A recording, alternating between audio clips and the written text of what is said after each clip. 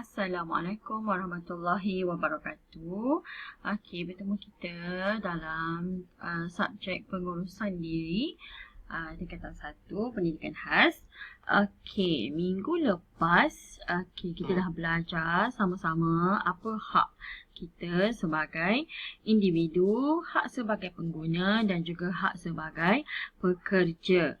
Okey, awak dah salin balik nota ketiga-tiga hak.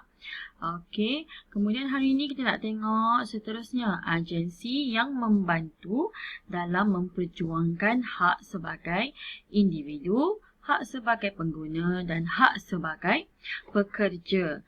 Okey, untuk hak sebagai individu, antara agensi yang ada yang boleh membantu kita, yang pertama ialah Biro Bantuan Guaman. Apa fungsi dia? Dia memberi khidmat nasihat dan bantuan guaman kepada golongan miskin. Okey, yang kurang pendapatan. Okey, Biro Bantuan Guaman ni akan membantu. Okey, beri nasihat dan juga kalau dia pergi mahkamah, dia mewakili golongan yang miskin ni. Okey. Kemudian yang kedua, kita ada Jabatan Perpaduan Negara dan Integrasi Nasional. Okey, fungsi dia adalah mendidik masyarakat agar mengenali dan menghormati hak rakyat. Okey, yang ketiga ni yang biasa awak dengar, Jabatan Kebajikan Masyarakat. Okey, untuk kategori awak lah, orang kelainan upaya. Dia melindungi hak wanita, hak warga emas, hak kanak-kanak dan hak orang kelainan upaya. Okey, macam awak, orang kelainan upaya, kita banyak berurusan dengan Jabatan Kebajikan Masyarakat. Okey, contohnya kalau ada contoh, cikgu bagi contoh, kanak-kanak tu dibiarkan oleh ibu bapa dia ke apa semua tu, hak kanak-kanak tu akan diwakili biasanya oleh Jabatan Kebajikan Masyarakat. Okey, semua di bawah Jabatan Kebajikan Masyarakat. Okey, wanita, warga emas, kanak-kanak dan OKU. Okey, kemudian ada lagi satu lagi, Jabatan Kemajuan Orang Asli, di mana dia memperjuangkan hak dan membangunkan orang asli secara menyeluruh yang melibatkan sosioekonomi, pendidikan, kesihatan dan pembangunan modal insan.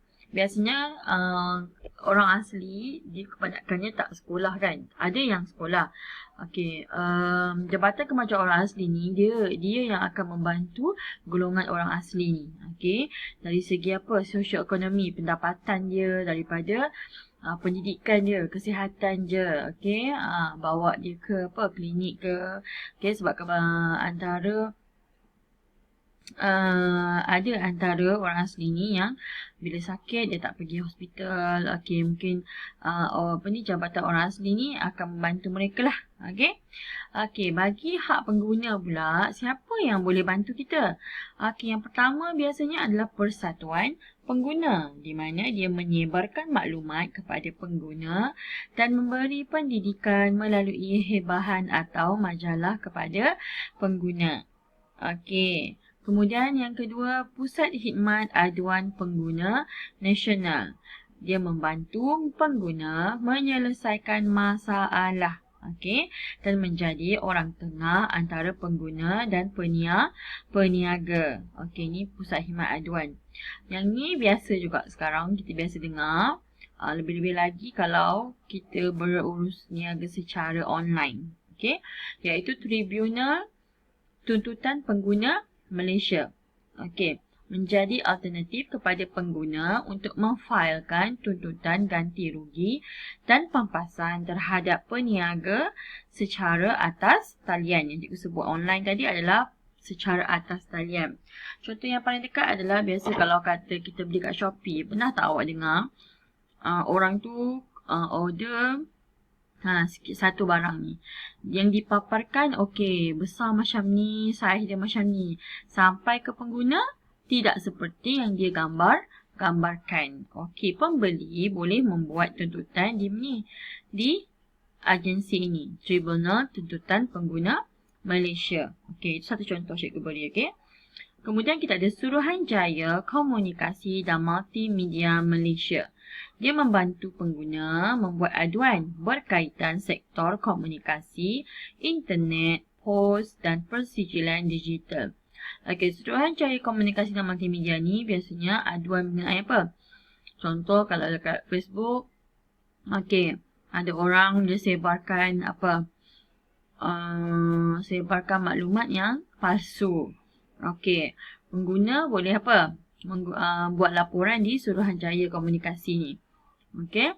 Kemudian hak pekerja. Siapa agensi yang ada? Kesatuan Sekerja, di mana dia menjaga dan memperjuangkan hak dan kebajikan pekerja, mewujudkan saluran perhubungan antara majikan dan pekerja. Yang kedua, yang paling biasa kita dengar adalah Perkeso, iaitu Pertubuhan Keselamatan Sosial.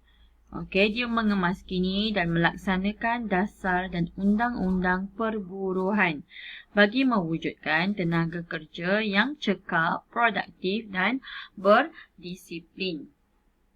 Okey, kita dah kenali antara agensi yang ada yang boleh membantu untuk memperjuangkan hak. Okey.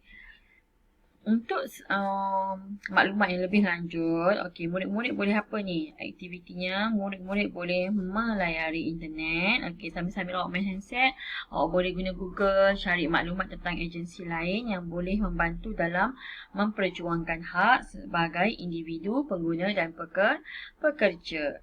Okey, selain daripada tu, kalau awak nak cari agensi lain tu awak tak tahu, awak boleh cari apa itu Biro Bantuan Guaman? Okey, apa itu Jabatan Perpaduan Negara dan Integrasi Nasional? Okey. Di sambil-sambil awak main game tu, kita nak carilah apa cikgu suruh cari tadi. Okey, untuk menambah lagi ilmu. Okey.